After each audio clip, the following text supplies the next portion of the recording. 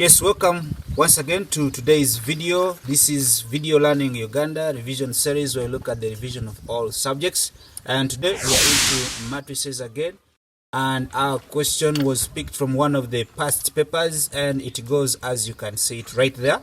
Given the matrix 2x, 16, 2, and then x, which is said to be singular, and we are asked to find the value of x. But before we continue, we shall take note of this.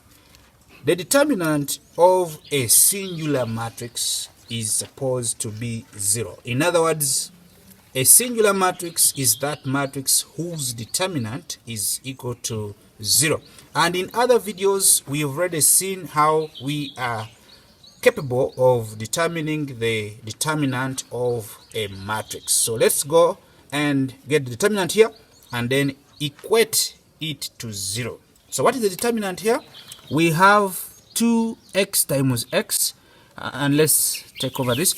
We have 2x times x, that is the product of this diagonal, which we said we should call secondary diagonal. And the result there, we're going to subtract the product of 2 and 16 from it.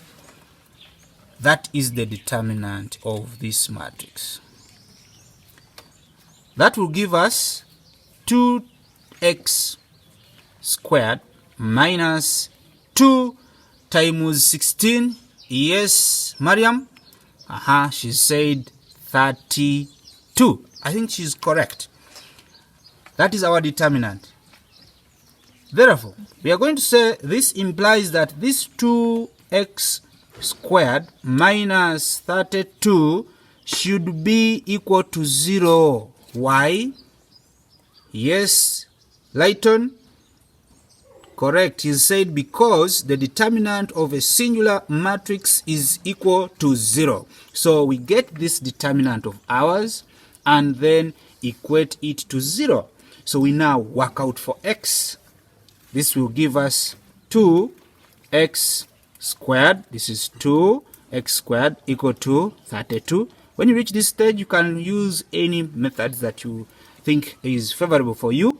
And when we divide by 2 both ends, we shall get x squared as 16.